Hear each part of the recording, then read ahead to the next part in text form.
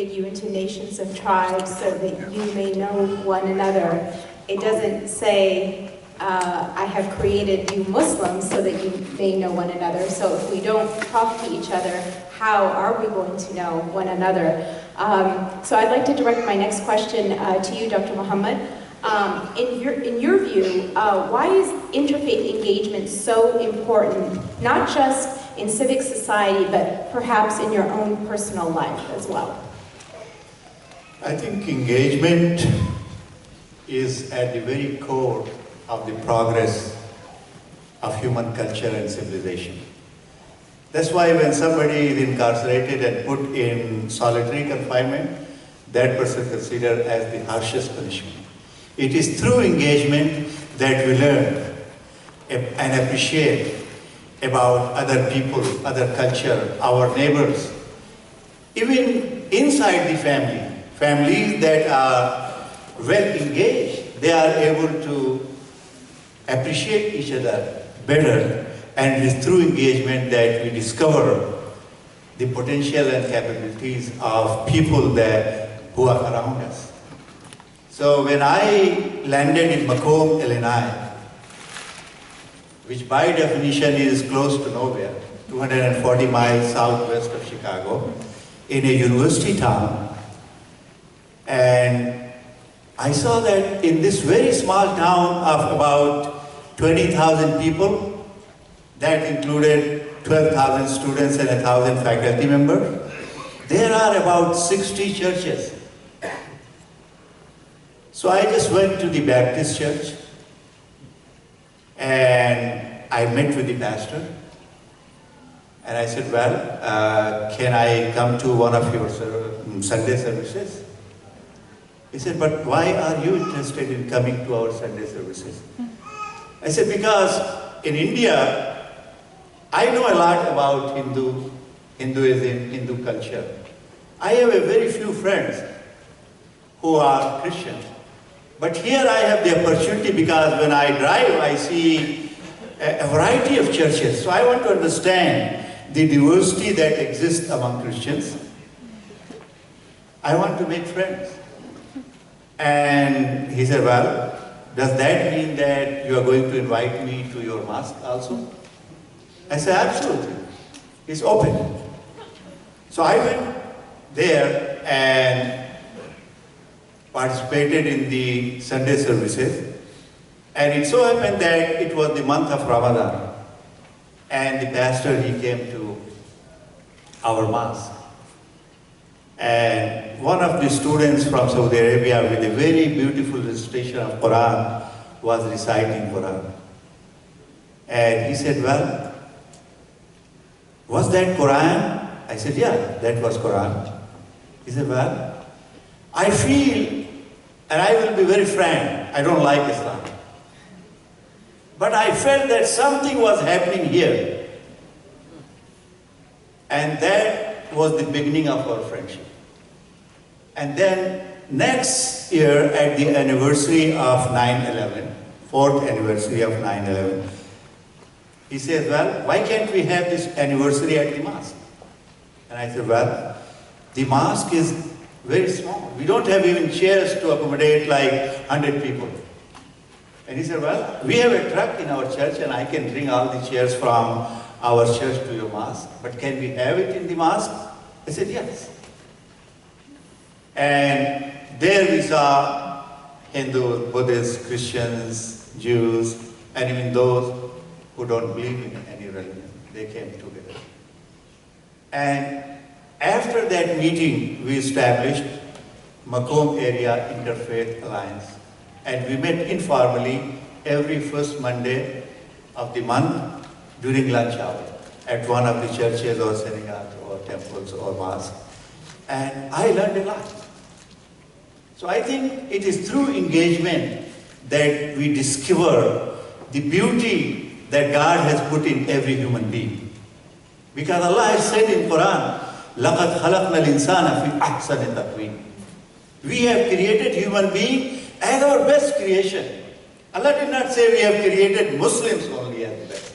So in every human being, there is a uniqueness and there is a beauty, and it is through the engagement And that really pushed me more deeper into the interfaith movement.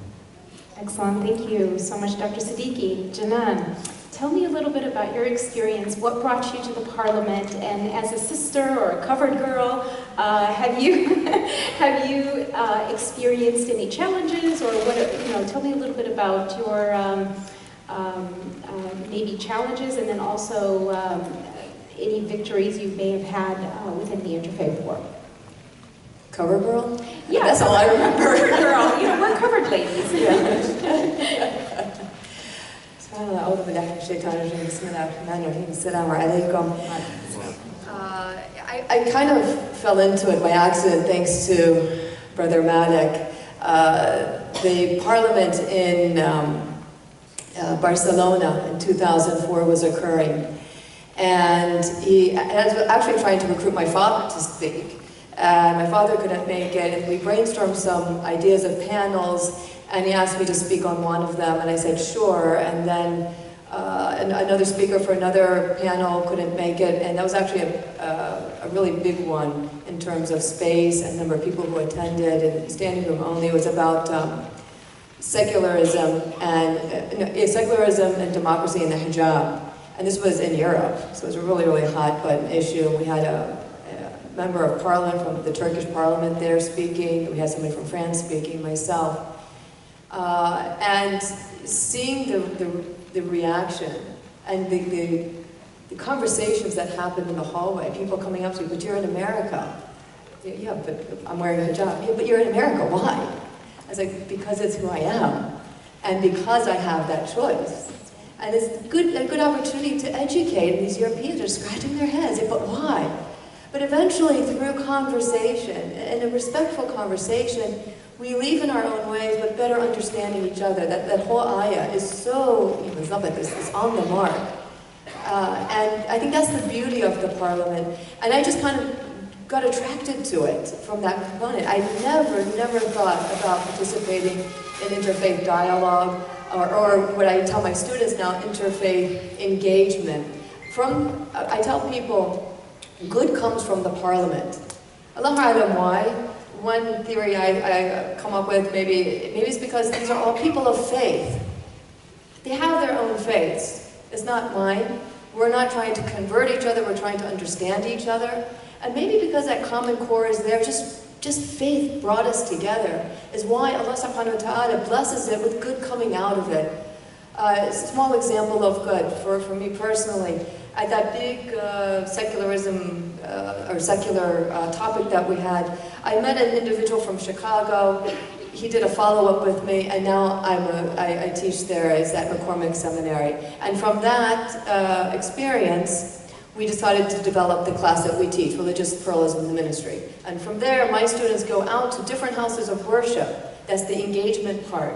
They broaden their comfort zone of, well, I'm comfortable in my church, but they're willing to take that step. And then how do you be a good guest in a gurdwara? How are you a good guest in a temple, whether it's a Hindu temple or a synagogue? But they become comfortable in that setting, so they become better chaplains. So good comes out of it. I could tell you many, many other stories. You mentioned challenges. I think the biggest challenge right now, I mean, I haven't had anything personally, a personal challenge to me, other than how can we shift the conversation from dialogues, I'm tired of dialogue, shift it to action. That's the biggest challenge right now. And one last point, I'll never forget at the Barcelona Parliament, I was sitting in one of the sessions and there was this rabbi who was talking. He said something that clicked. And he was quoting one of the sages. He said, when we communicate, we understand. When we understand, we respect. And then I'll take it one step further myself, not that I'm a sage or anything, but when we respect, comes peace. And isn't that all we want? We want to be respected. I don't want to be tolerated. I want to be respected. And everybody else out there wants to be respected. And think about the bigger picture. What comes from that? But it all starts with communication. But the biggest challenge now is getting to make that communication with each other, that dialogue, that respect, into action, inshallah. Yes, actually, that's exactly the point of this panel. Inshallah, I'm hoping we can discuss some, or brainstorm and talk about some ideas on how we can do that. I know we at ISNA, if I didn't introduce myself, my name is Nadia, and I'm the Government and Interfaith Relations Coordinator for the Islamic Society of North America, and we've actually partnered with the Parliament of the World's Religions to work together and try to find new ways of how we can move beyond that dialogue. And actually, I've had the great pleasure of working with Malik over the past few months, and then they've, mashallah, are doing some great work as their convention is coming up right around the corner. One of the things that we've been looking at is interfaith coalition building, and a lot of what has to go into that, because we are not a monolithic group, and we have different identities and different beliefs and how do we come together to work together to get to another point, to get to a greater mission or cause and achieve more things. So Molly, what I wanted to ask you is that since you've been working so intimately with some of the programs at the Parliament, tell me a little bit about how this conference or this convention will differ from the 1993 Parliament. Well, I know you weren't around at that time, but if you don't, I was alive. Yeah. I know you weren't with the you weren't working with the Parliament at that time. Yeah, you must. So I was a child, but I was a child with a heart for justice. I grew up in a predominantly white neighborhood where neighbors of other races were starting to move in, and the parents of my friends were starting to freak out and wanting to know more about the other families before we got together and played. So that heart came to me when I came to the Parliament. I wasn't okay with that.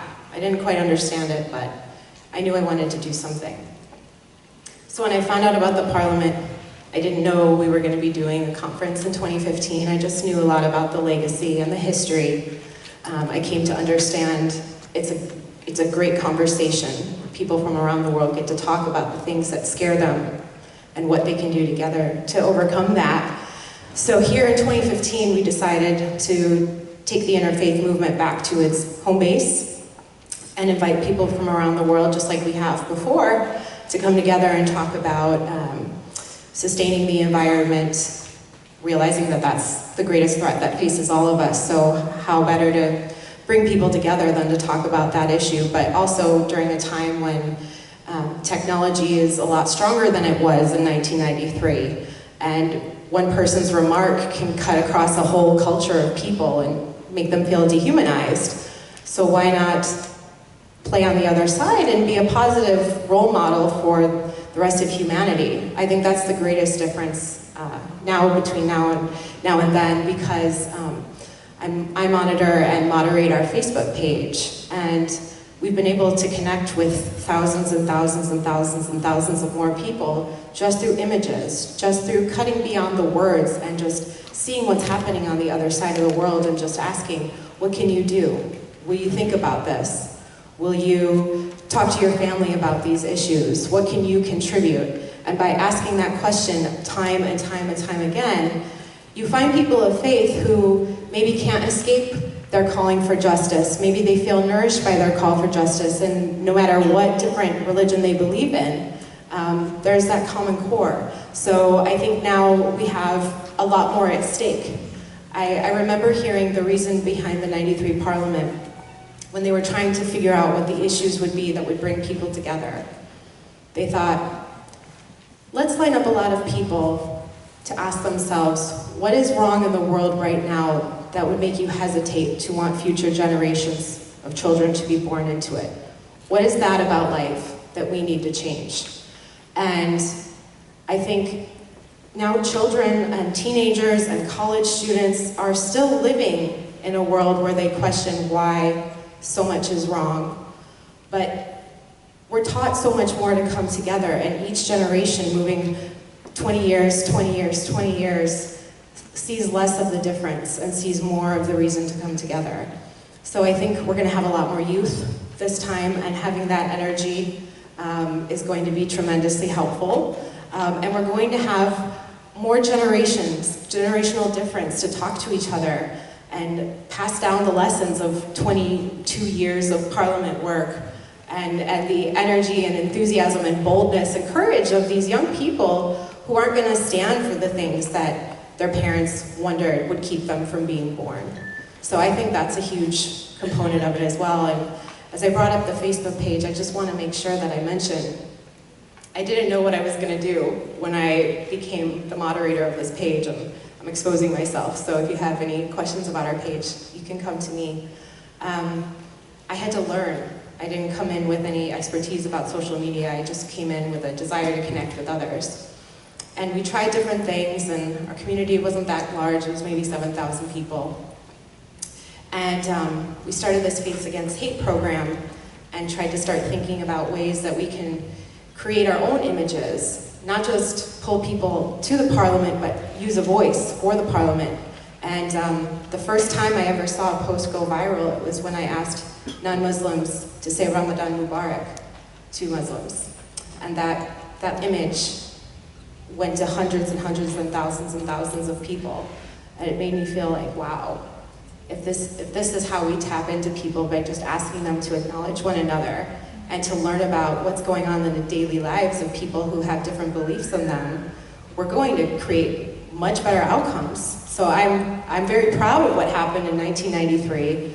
Everyone I meet that has attended that parliament tells me that it changed their life, including those on this table who've attended there. I don't know, 99 was more transformative for Imam Malik Mujahid here, but Dr. Siddiqi told me it was one of the most beautiful moments in his life.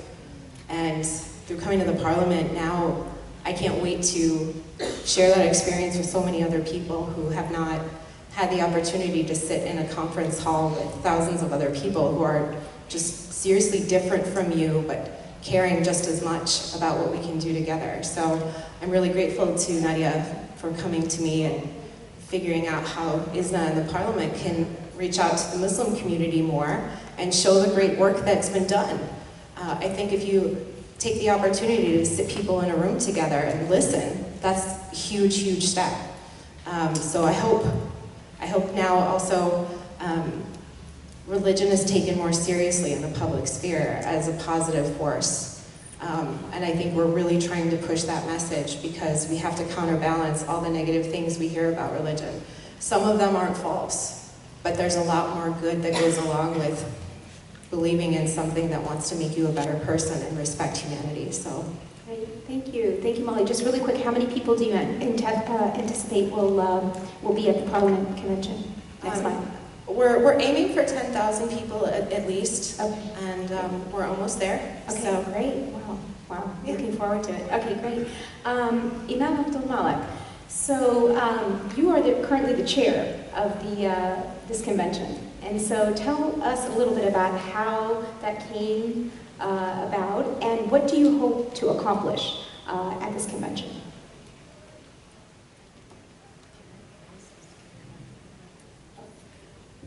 Just for a point of clarification, he's chairman of the Board of Trustees of the Parliament. And one of our big products is doing this convention, or it's a conference actually. It's an international conference. Just for a point of clarification, because to be chair of a conference or convention is very different than being the chairman of the Board of Trustees. But Brother Malik is too modest to say anything. Thank you. But the attorney in me is saying, well, wait, we have to really be correct here. No, thank you for Of that correction. I appreciate that.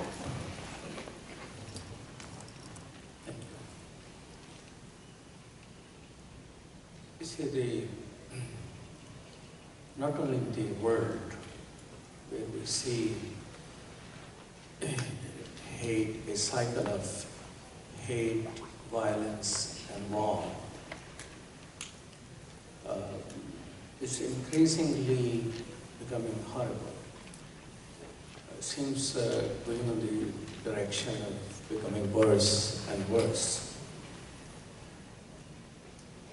And right here in America, all statistics point out that hate, fear, and anger is rising. 10 years ago, just a couple of million people used to buy guns. Last year it was 23 million people buying guns. Time magazine says that armed militias are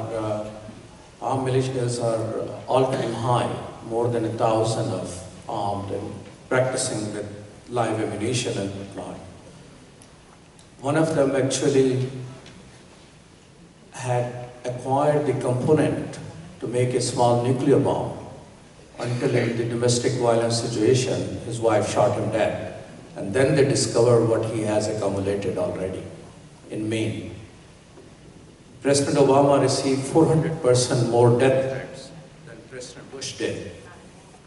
Is it in and out or something? It's the NSA, Malik, keeping it quiet. Yeah.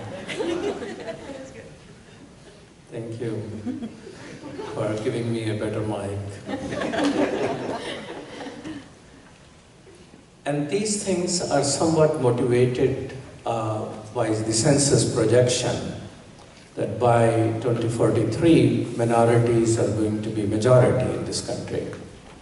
So fear and anger on that change is resulting in hate of the other. After 9/11, it was mostly Muslims, but more than 300 laws have been passed against immigrants at the state levels. About 10 of those laws are anti-Muslim laws, Islamophobia, people presented. So as fear, hate, and anger is rising in country, now this is a behavior. Fear is a behavior, anger is a behavior, hate is a behavior. You can pass laws against that, and those will come into being as civil rights movement has laws against discrimination and whatnot. But here's the challenge. Challenge is for America either to kill itself by the fear of the unknown and fear, anger, and hate, or somehow we bring it to light that in this global village, which America helped create through the internet and whatnot, in this global village, diversity is a strength. Which other country in the world have people from almost all places in the world except America? We know the streets of the world, we know languages of the world, we have those people right here. So diversity in global village could be a strength for a country, only if we realize. Who will help that realize? And that, I think, is directly something which Interfaith addresses, because Interfaith is a diverse group by itself. I came to Interfaith from Peace and Justice Table. I came to it by, Birch movement. How many of you are from Chicago? Could you raise hands? A good number of you, but a good number outside. Birch used to be a police officer in Chicago who for 30 years was torturing people in Chicago to force them to, accept whatever he wanted them to accept. City lost millions of dollars compensating for those people out of tax money. So you come through Birch case or torture or homelessness or poverty issue or climate change, most of the time this table is an interfaith table. So interfaith people of faith, they have good influence on changing the behavior of people. Of course through relationship, of course through listening to each other, visiting each other's places, and many of these things are incorporated not only in the parliament program, but overall in the interfaith movement. So what will happen when you get to the parliament? A parliament event is actually a building block of interfaith movement. The first time the world probably heard of the term interfaith was 1893, which I don't know why Janaan missed. I missed because nobody tweeted about it. So at that time when it was born, we started listening process. Now when you get to the parliament, and I hope that many of you will sign up, we have a booth there inside and you can gather information. One thing happens, people of faith tell what is my faith, not the dude on the TV. Did I say dude? Okay. delete that. You tell what your faith is, and you hear directly from the people who believe in their faith what their faith is. Second component of program is how my faith and your faith work with each other in our neighborhoods, in our cities, in our country and all, and there'll be people from 80 countries and whatnot. The third component of the programming is that how together people of goodness, people who have loving relationship with each other, are trying to transform this world where hate is rising, where climate challenge is becoming a major challenge, and some people believe it may be already too late. But people of faith believe we need to do our job and things will change. Or where we face multiple challenges of income inequity and poverty in American neighborhood and around the world, how we can do that. All this conversation will take place there, but when we gather people, we don't expect them to talk and listen. You will have a booklet. That booklet will be a booklet of commitments. We have already developed 6 declarations. Committees have been working on it. It will be printed there and it will have blank pages. Or if you're like somebody else, you go by apps, that app is already available for you to download. After each program, there will be 10-15 minutes for you to write down what is your personal commitment to handle that challenge. What you can do through your organization. So this Dalai Lama, each time I meet with him, he hammers this point, although I don't have many hairs left to cushion against his hammer, that what are we doing now? We need some action.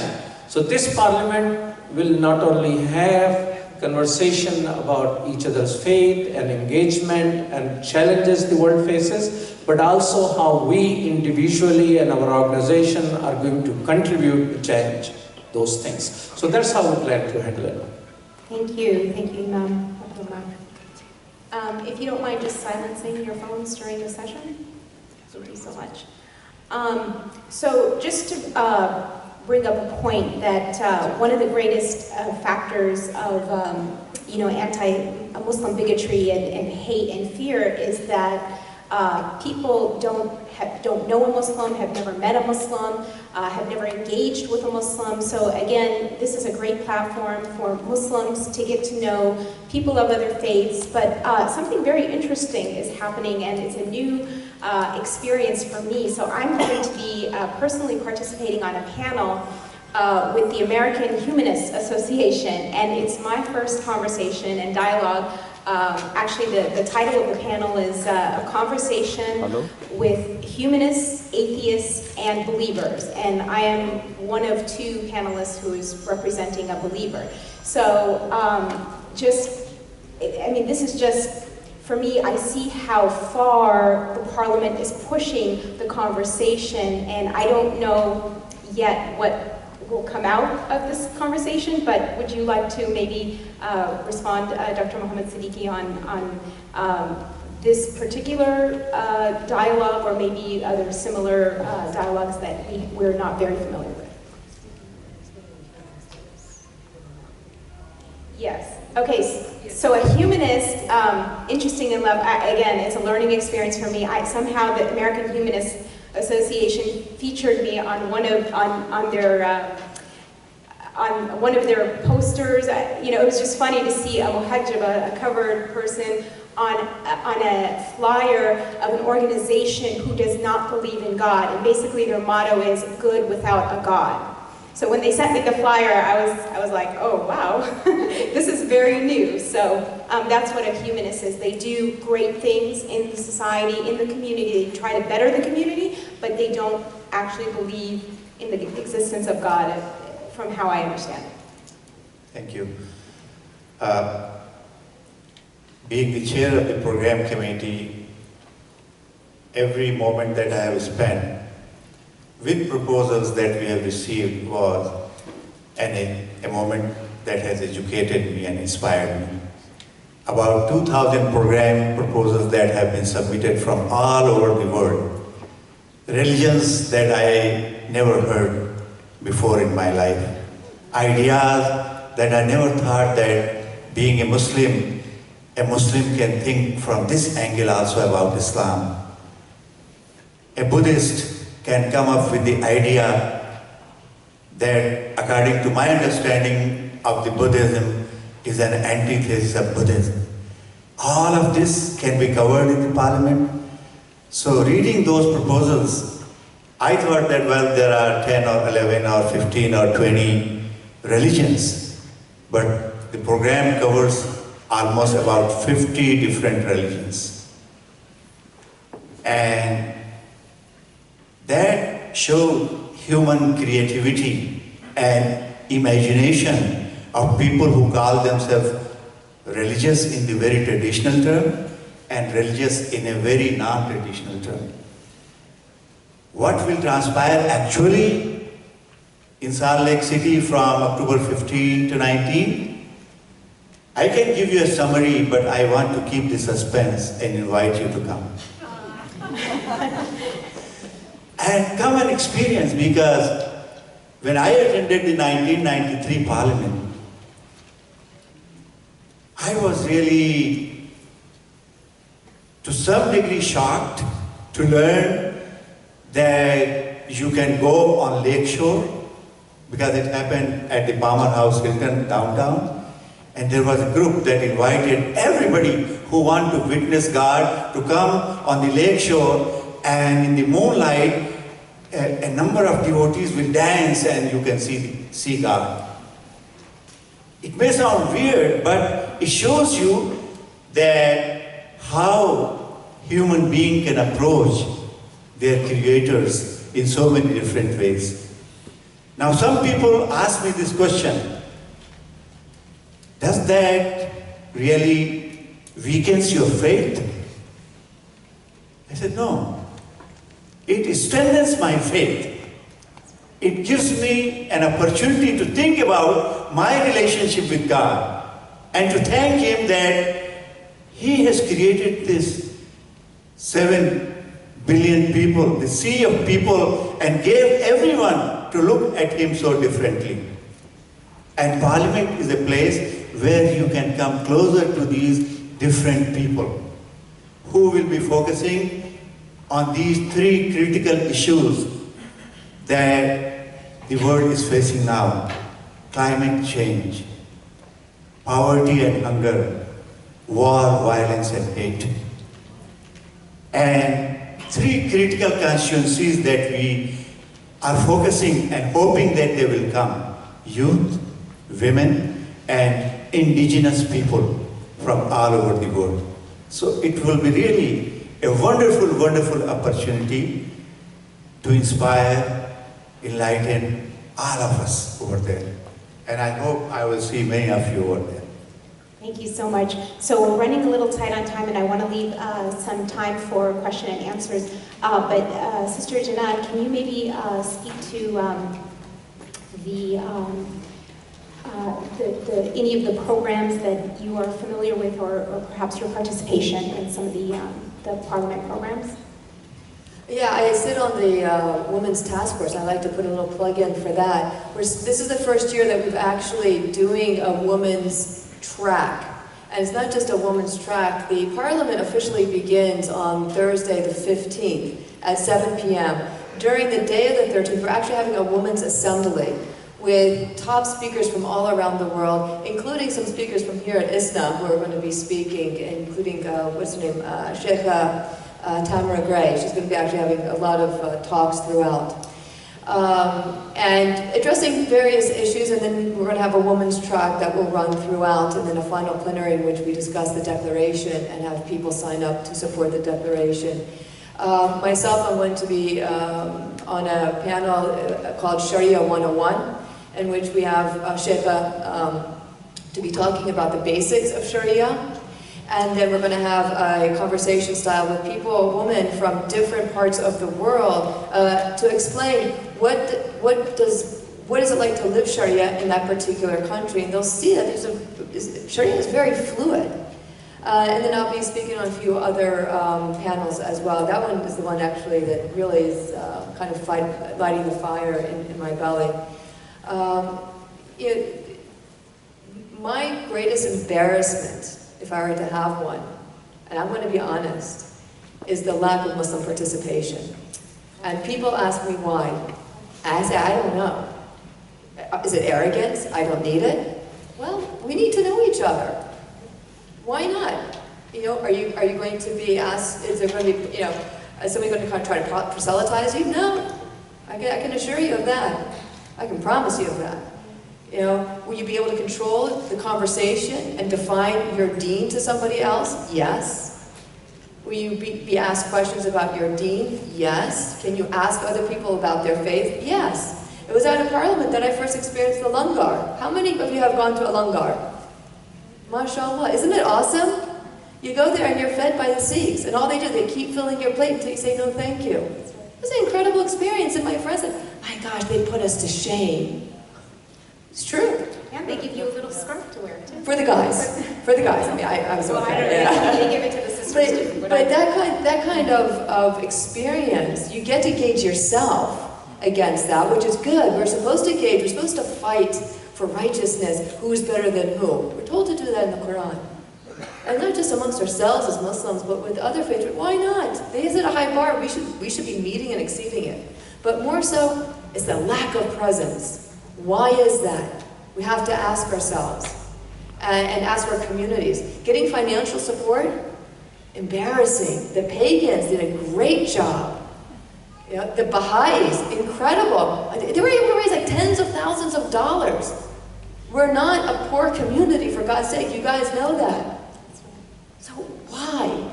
I think we have to ask that individual question. And then ask ourselves, are we willing to step up to the plate? Are we willing to have a presence? Because if you're not, then you have no right to complain as to why people don't understand who we are.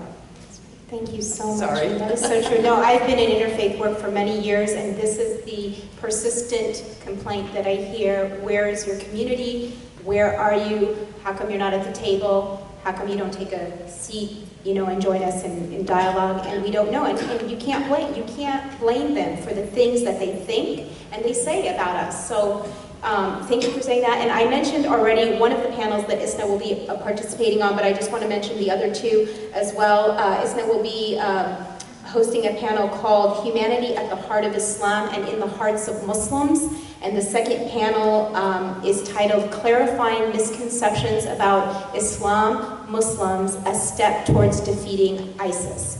So those are the two other panels that ISNA will be participating. I want to take this time now to hear from you. Does anybody have, and please stand up and introduce yourself. I see, yes, one sister and then the brother in the front. Go ahead. Assalamu alaikum. Walaikum assalam. My name is Melon Kennedy, and I am a Sufi Sharaga, and I'm also a Unitarian Universalist minister. In case you're not able to make it to the Parliament, you have an opportunity for interfaith dialogue right here, right now.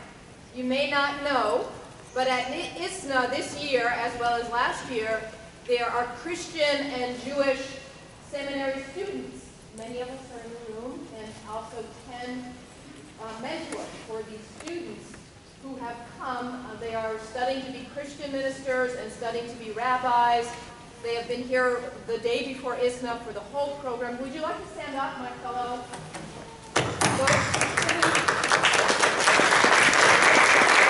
Thank you, Ellen, for introducing the Emerging Religious Leaders Program. We welcome you. We thank you for joining us. And if anybody has any questions, perhaps you can gather in the back and have, you know, somewhat of a dialogue. There was a gentleman in white right here, and then the gentleman in the back.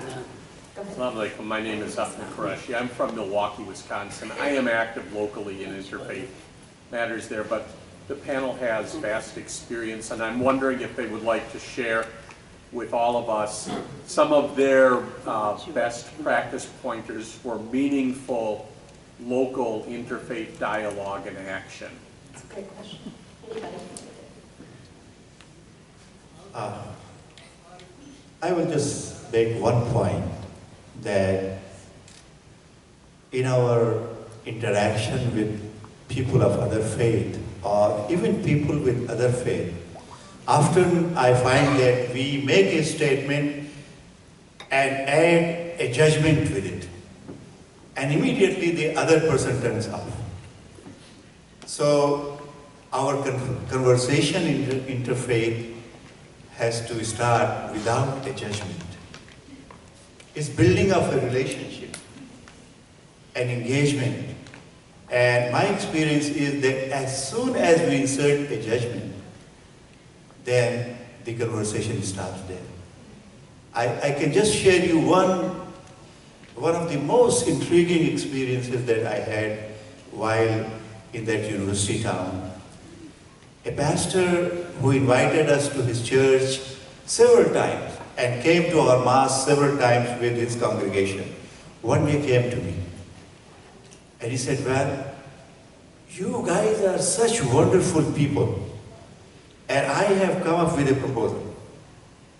And you are such a nice person that I have gathered the courage to present this proposal to you.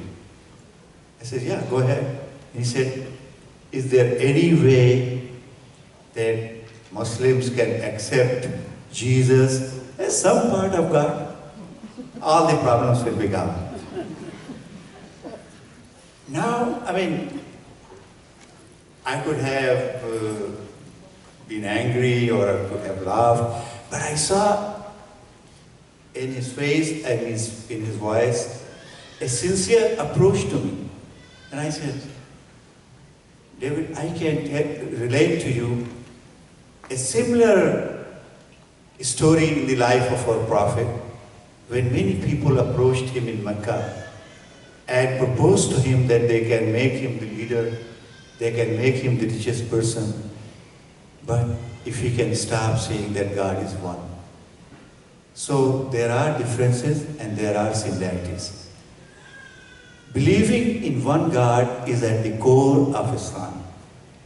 And I don't think that if I tell you that this is not a point that I think anybody would consider among Muslims, but still I can tell you we can be friends and there could be a lot of areas of cooperation between our congregation and your congregation.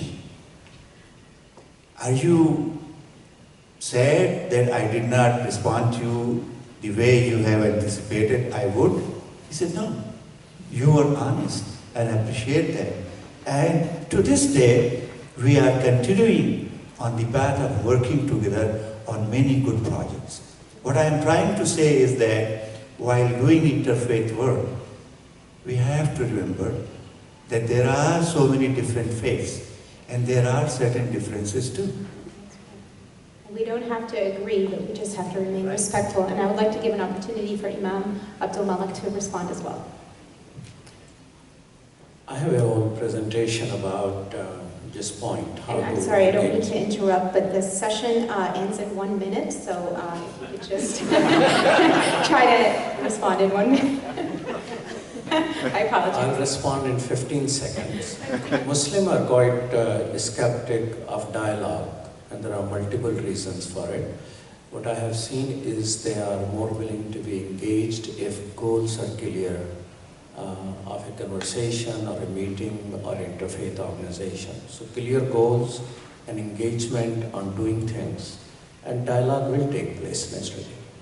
Yes, and I'd just add that if we stick to our values of love and compassion, we don't have to worry about what impact somebody might have on us if they believe differently or they act differently. We know who we are, and we just have to stay our course, but it is important to engage, it is important to get to know other people, and if we don't reach out, and then people don't know who we are, and one day we will be held accountable as well for not reaching out and getting to know our brothers and sisters. So with that, I'd like to end the session. I would like to thank all of you for coming and joining us during this panel. I would like to thank our panelists. Thank you so much for sharing your experiences in Parliament. We look forward to you in Salt Lake City. Best of luck with the planning, and I hope that our community, inshallah, will rise up to the challenge and we will get greater participation from our Muslim community. And please visit the booth in the bazaar for the Parliament of the World's Religions. Thank you so much.